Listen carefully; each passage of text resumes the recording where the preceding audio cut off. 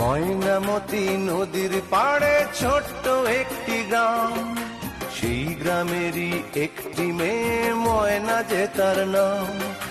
দুরন্ত সেই দুষ্টু মেয়ে থাকতো না যে ঘরে, সারাটি গ্রাম একাই সেজে রাখতো পাগল করে। পাশের গায়ের একটি ছেলে, নাম ছিল তার মতি, ময়না ছিল সেই ছেলেটির একমাত্র সাথী।